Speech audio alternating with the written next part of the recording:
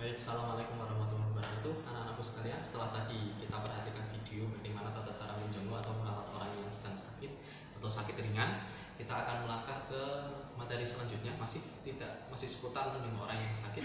Kali ini ketika sakitnya sudah sangat berat ya, menjelang sakaratul maut. Yang pertama yang harus diketahui adalah kita harus paham tanda-tanda tentang sakaratul maut itu seperti apa. Biasanya orang-orang tua itu biasanya lebih paham mengenai hal-hal ini.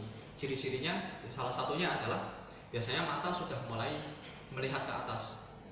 Itu berdasarkan hadis Nabi, memang kalau orang sedang sakaratul maut itu akan didatangi malaikat sejauh mata memandang ke arah sana. Semuanya isinya malaikat. Enggak usah ditanya, Pak lihat apa, Pak lihat apa. Dia sedang melihat sesuatu yang teramat sangat berat. Jadi enggak usah seperti itu kan apa-apa. Yang kedua, biasanya dia tidak bisa membalas percakapan dengan kita. Cenderungnya kalau ditanya misalkan Pak Fulan kayak gitu, dia tidak bisa, hanya bisa memberikan isyarat dengan ketipan mata atau kadang-kadang sudah nangis kayak gitu. Itu barangkali tanda-tanda sakaratul maut sudah datang. Nah, kalau orang tua zaman dulu itu bilangnya kalau kaki kanan kiri sudah dingin, paha kanan kiri kok hangat, wah ini sudah mulai proses kayak gitu. Kakinya kaku biasanya dingin. Nah, kalau sudah seperti ini, kondisi sakaratul maut seperti ini, diusahakan lingkungan sekitarnya tenang. Tenang itu maksudnya kalau masih ada saudara-saudara atau kerabat yang lain itu masih nangis-nangis, disuruh berhenti dulu. Jangan menangis di dalam, kalau perlu disuruh keluar aja dulu, supaya yang sakit itu menjadi ringan. Orang yang sakit kalau mendengar orang yang menangis seperti itu biasanya akan jauh lebih terbebani dan akan susah berat hatinya nanti.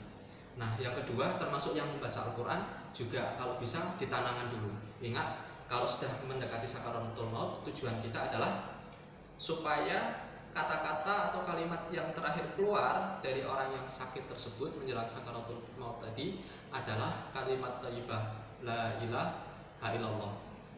Cukup itu saja.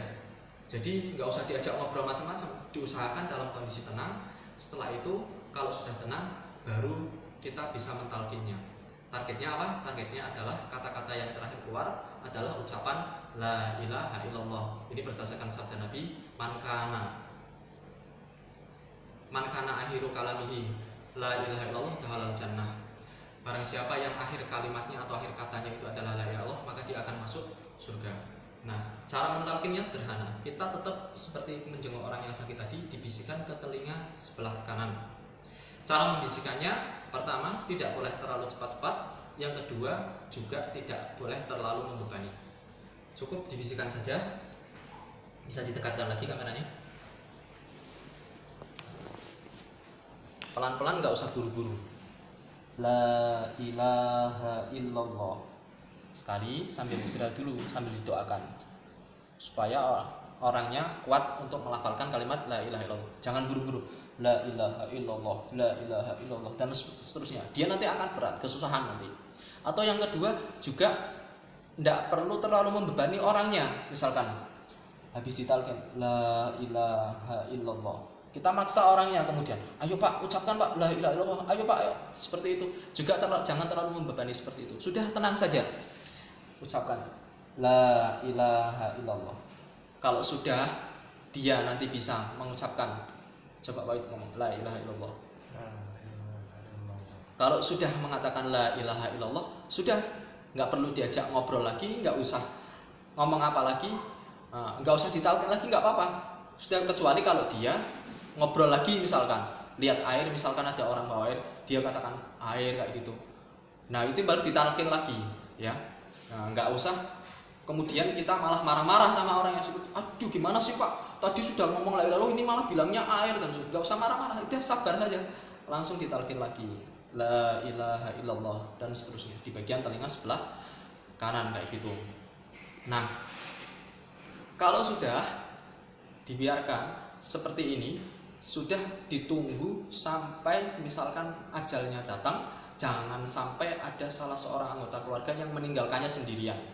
Ingat, setan itu datang paling banyak ketika dia sedang sakit atau sedang sakaratul maut. Setan tidak akan pernah berhenti mengorek-ngorek orang ini agar bisa keluar menjadi Majusi, Nasrani dan lain sebagainya. Didampingi terus kayak gitu, dijaga terus.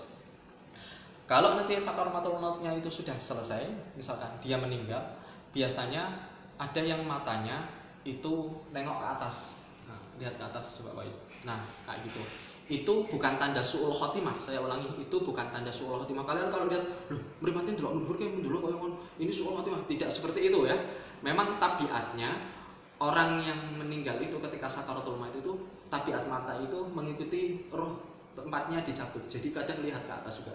Itu tidak perlu kita berpersepsi macam-macam, cukup ditutup saja. Ya, sunnahnya adalah ditutup dengan menggunakan tangan. Marhamatullahi. Allahumma firlahu warhamhu wa'afihi wa'fu anhu. Seperti itu. Sunnahnya matanya itu. Atau kadang-kadang matanya mungkin masih terbuka sedikit, langsung ditutupkan supaya nanti kalau kelamaan supaya tidak susah nanti menutupnya. Yang kedua, untuk tangan bisa distekapkan seperti ini. Ya. Sebelum disetakan jangan lupa ini yang pakai jam tangan misalkan, atau kalau punya gigi palsu misalkan, atau perhiasan apa yang menempel di tubuhnya dilepas terlebih dahulu ya. Setelah itu bisa distetikapan kayak gini, atau mau luruskan kayak gini juga apa-apa. Dalilnya tidak ada yang mendekatkan setekapan kayak gini, hanya untuk mempermudah nanti proses memandikan dan mengkafaninya saja. Nah, setelah itu kaki juga dirapatkan. Yang sini ujungnya diikat. Ikatnya nggak usah terlalu kencang, hanya tujuannya supaya kakinya tidak terlalu kaku keluar kayak gini, biar rapat aja. Nah, ini kurang lebih tata cara merawat orang yang sedang sakaratul maut. Nah, mudah-mudahan dapat dipahami bersama. Kalau ada pertanyaan nanti bisa langsung japri kepada saya. Terima kasih. Assalamualaikum warahmatullahi wabarakatuh.